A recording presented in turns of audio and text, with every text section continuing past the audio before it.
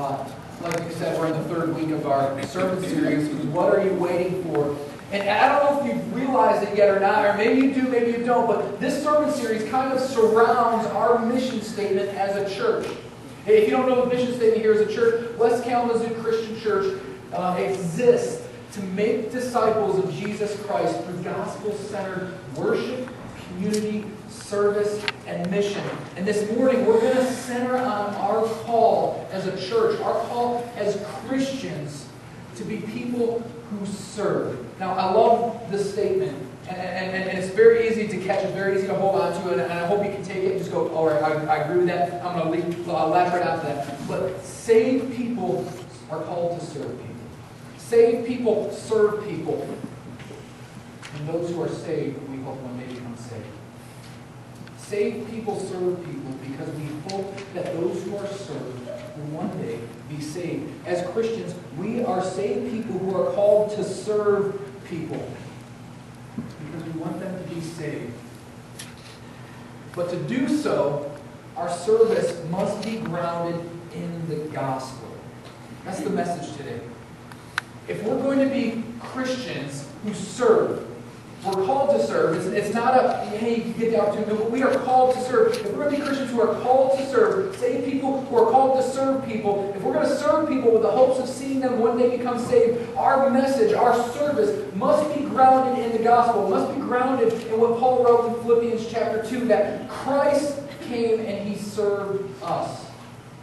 See, as Christians, we're called to serve people because Jesus served us. He served us first. I mean, really, that's the essence of our faith, isn't it? That Jesus served us.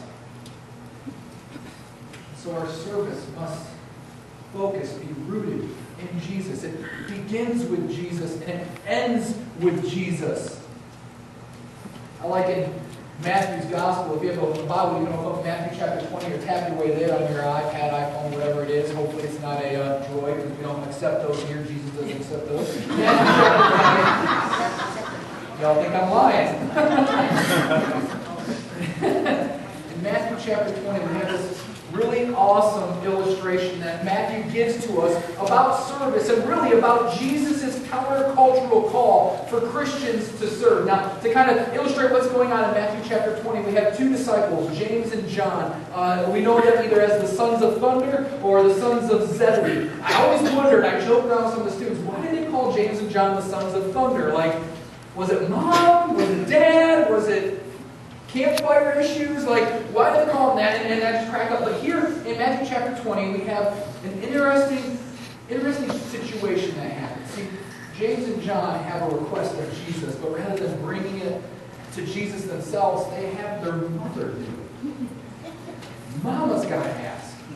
And so in Matthew chapter 20, we have James and John's mother come to Jesus and ask him, hey, when you get to your kingdom, like, when all this comes to fruition, when everything is complete here, when everything's happening, can you do me a favor? Can you do me a solid, Jesus? Can you make my sons, can you make James and John, can you allow them to sit at your right and your left? Can you make them number one and number two in your kingdom? Can you give them the positions of honor? Can you give them the positions of authority? Can you let them be at your side? And I love what happens in Matthew chapter 20. Jesus answers them with a question. Anybody get frustrated when you ask a question, they answer with a question? I know the students here hate it because I do it all the time. They ask a question, and I ask them a question so they can kind of think about it. And I think Jesus here is wanting His disciples to think about what they're really asking. So Matthew chapter 20, starting off here in verse 22. You don't know what you're asking, Jesus said to them. Can you drink the cup that I'm going to drink? So remember, Mom asked the question. Jesus responds with this. Can you drink from the cup that I'm going to drink? We can't, they answer. So now James and John bolden up. I don't need Mom anymore. You know, questions out there. She was brave enough to ask it. Now let me respond. So we can, they answered. Jesus said to them, you will indeed drink from my cup. But to sit at my right or left is not for me to grant. But these places belong to those for whom they have been prepared by my Father. So Jesus responds to him with the question, and then He answers it. I don't know. This is for God to decide. I can't assign you to that. The Father, and only the Father, knows who's going to be here. But yes, you will drink from my cup, as in you too will follow me. You too will participate in the ministry. You too will also suffer on my behalf. We know that James was persecuted to the point of death. We know that John was persecuted. History says that John was potentially even boiled, and he didn't die from that, and then exiled on off, and then died as an old man. He says, yes, you too will drink from my cup. Now look at what happens here. Verse 24, when the 10 heard about this, they were indignant with the two brothers. The disciples got mad, right? The other disciples got mad at the two brothers. Why? Was their request unreasonable? Like, did they get mad at the other disciples because they're sinning against Jesus? Did they get mad because, hey, they just openly betrayed? No. They got mad at these disciples because they weren't the ones asking. Or these two had their mama go ask for them. And there's this indignation going on. They have this resentment towards these two disciples because of their request of Jesus. You know, I was thinking about this earlier this week, and why did Matthew include that statement? The other 10 were upset. I mean, it's really not needed here, is it? They ask, Jesus answers, I don't know, we'll see one day, the Father knows, and it'll be a surprise. We could have left it at that, but no, Matthew records that they were mad. I think this just really speaks to my hearts of so many people when we see over and over and over again Christians upset at other Christians for non-sin issues. I mean, I see over and over again, Facebook or online, Christians who badmouth other Christians, Christians who tear down other believers, Christians who mock or diminish other believers in the way they teach or in their style or some preference that they have, and they just tear them down. And I wonder, why do people do that? Like, why do we blog? Why do people blog one way, just smashing another Christian? Why do people say things towards other Christians, just tear them down? Is it indignation? Is it anger? Is it because they didn't say it first? When's going to be the day when Christians stop fighting other Christians? Christians stop bad-mouthing other Christians. Christians stop tearing down other Christians, even Christians they haven't met. They just know a name or a website.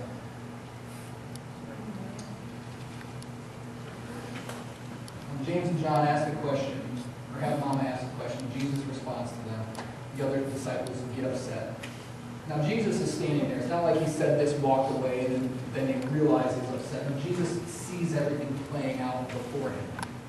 He sees the question. Mom's still standing there. The other disciples, he can tell they're getting upset. I mean, Jesus is God. He knows what's going on. He can read your mind and tell what you're thinking. He knows that in other parts, tells what people are thinking. Why are you thinking that way? And so here he knows the other disciples are upset with him. Maybe they're starting to harass him, Mama's boy, and doing that. And Jesus responds this way. Check it out, verse 25. Jesus called them together and said, "You know that the rulers of the Gentiles lord over them, and their high officials exercise authority over them. Not so with you. Instead, whoever wants to become great among you must be your servant.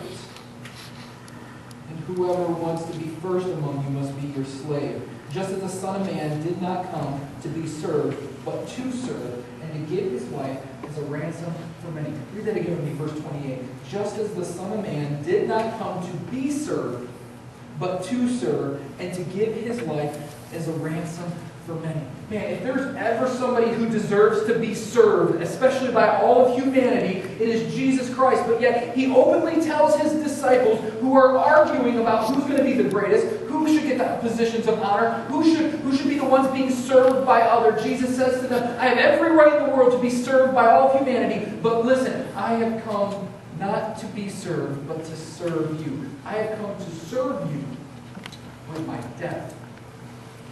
Jesus says, "I've come to serve you with my death." And then within that statement, within that section of Scripture, he calls his disciples to follow by serving.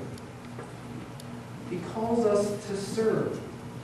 If we're going to be a church that makes disciples of Jesus Christ, we need to do it through gospel-centered service. We need to serve with our focus being on gospel-centered service. Not serving because we think we're called to serve. Not serving because we think we have to serve. Not serving because someone else suggested or we feel guilty or we need to serve because helping others is technically the thing to do today. No, we serve because Jesus served us. We serve because Jesus served us. I mean, when we remember the gospel, when we remember that it was Jesus who served us, doesn't that melt our hearts? I mean, doesn't that melt who we are? Doesn't it melt our mind and our hearts to the point where we think, not that we serve out of obligation, but we want to serve. We desire to serve because Jesus served us. When we think about the gospel, our service becomes not something of obligation, it becomes something of gratitude. Because Jesus served us. Let me ask, why do we struggle to serve? I mean, we do. Or maybe I'm the only one. I struggle to serve. Why do we struggle to serve? Why do you struggle to serve? I think for me, and maybe for you too, the reason I struggle to serve sometimes, and maybe you do, is because we struggle to accept the fact that Jesus served us. I mean, think about our human nature. We want to know why somebody does something for us, right? We want to know why somebody, when they say, I love you, why are they saying I love you? Like, what did I do so that they love me? Or what did I do so that they are now serving me? Like, we want to know why we deserve it. Or what we've done to deserve it, what we've done to earn it, right? And then we pair that with the gospel and the idea of unconditional love. It doesn't sit right with us. That Jesus served us because of His unconditional love, not because of what I've done. It doesn't sit right. I mean, the fact is, unconditional love, it frustrates us, doesn't it? It frustrates us because there's nothing we can do to earn it. There's nothing we can do to prove that we're worthy. Unconditional love frustrates us. It frustrates our desires to want to earn it. And it challenges our pride. I think I'm worthy of this, but yet Christ gives it to us freely. He gives it to us freely. I mean, we want to earn it, don't we? When we think about Jesus' love for us, we want to earn it. We want to work off the debt, right? We want to pay Him back. So we try to serve. And we try to make God's love conditional. But that's not the gospel. The gospel is that God's love is unconditional. That God's love is given to us freely. When we remember the gospel, and we remember our call to serve, we realize and recognize that our service must be rooted and saturated in the gospel. If it's not, our service really becomes a burden, doesn't it? I mean, is your service a burden? Is it something you do out of a burden? A couple of months ago, I used this illustration of Saving Private Ryan. Maybe you were here when we talked about that. I love the end of the movie because it communicates a great message, but it's almost like it communicates a tragedy to us in the end. And so many people miss that message. When you Saving Private Ryan, you have all these people who sacrifice their life for one guy, for Private Ryan. And at the end of the movie, we see Private Ryan as an old man standing over the graves of so many people that sacrificed their life for him. And instead of being happy for it, instead of celebrating the lives and the sacrifice that was done for him, we see this old man who is just broken. And he's struggling over the burden of wondering, did I earn it? That movie ends as a tragedy. Because he's not rejoicing in the life that was given to him and saved for him, but now he's struggling to think, all of my life, I mean, we assume he led a morally good life. We see his family in the background and his children in the background. They all look pretty proper. You know, morally good people back there. And he's wondering yet in his soul, did I earn this? He's living out of a burden. And he's struggling out of a burden. Christians who try to pay back God out of the burden are not living in and through the gospel. If you're a Christian and you're trying to pay back God by serving, trying to earn it, what you're doing is ludicrous. What you're doing is just insanity because you cannot earn it. God's love is unconditional. There's two things when we try to earn it that just shock me. But they're so true. And it's something we need to remember when we're trying to earn God's love and how ridiculous it is. One, our best efforts are totally inadequate to pay God back. Isaiah the prophet tells us that when we do good deeds and show them off to God, God looks at them with disgust. We cannot do anything that's going to earn what God has given to us. All of our actions of service are totally inadequate to pay God back. But here's the second thing, and I think this is the most important one. Not only did God serve us by giving us unconditional love and dying for us for our sins, but He cancels our debt. Jesus didn't purchase our sin and put it on stored credit on a bank account for us to then pay Him back for it. When Jesus died on the cross, He took our sin away from us for eternity. He removed it and He canceled the debt. And so anytime we try to do something for Jesus in order to pay Him back, if we serve other people out of guilt or whatever reason to try to earn His love back, or to say, okay, you bought my sin, now I got to do this to make amends right, to pay some restitution for what you've done for us. Anytime we're doing that, we're not living in and through the gospel, because there is no debt for us to pay back. The debt has been canceled. So all of our acts of service for restitution is just ridiculous. We're not living in the grace of God. So this morning I want to kind of ask you a question after saying all that. What is your motivation for service? Like, I'm just going to assume you serve. I know many of you guys serve here at this church.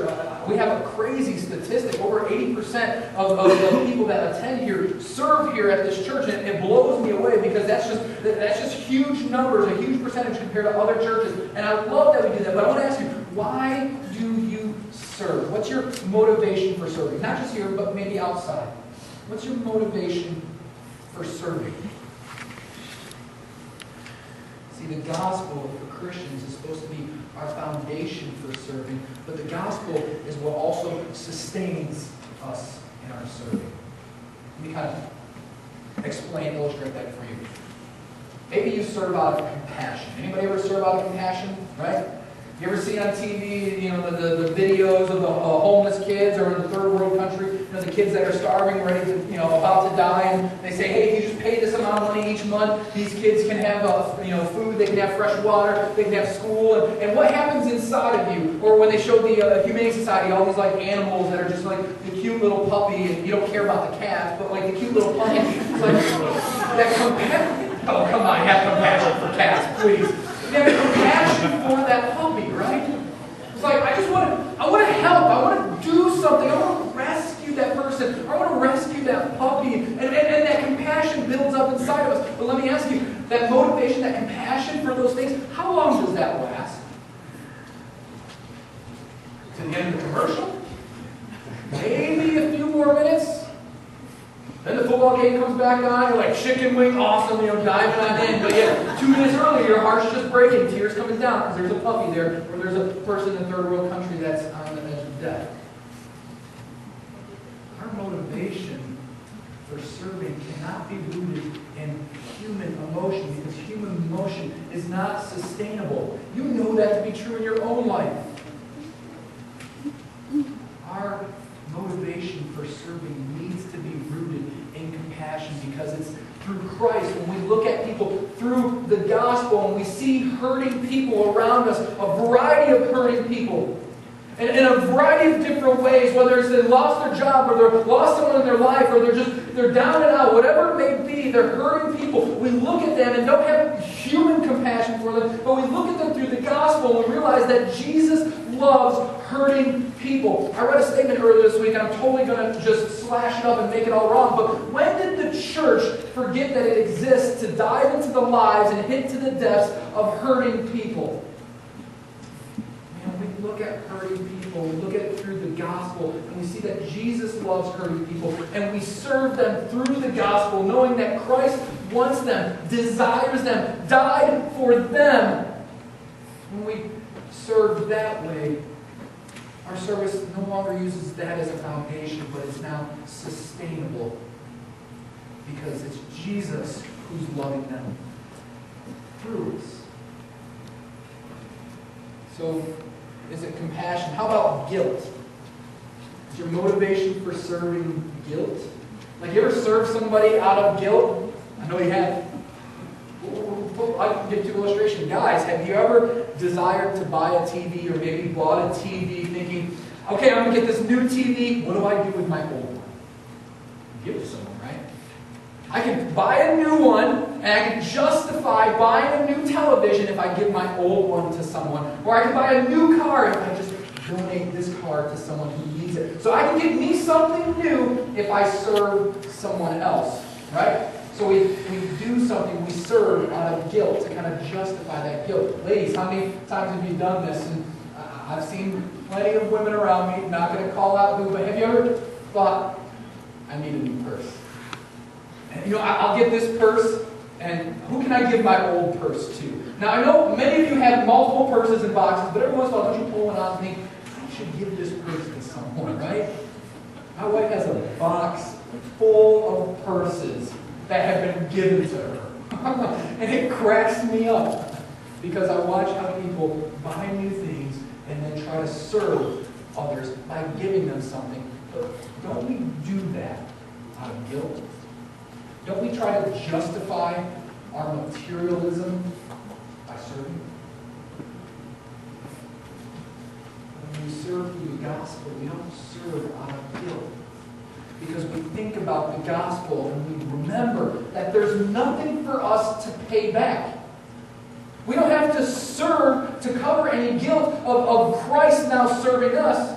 We can serve because the cross pays for everything and it canceled out the debt. We don't have to go and love on other people to think, oh, I just got to do this, otherwise I'm going to feel guilty. No, there's no guilt in the gospel when it comes to serving. We serve because the motivation we have is Christ and Christ alone.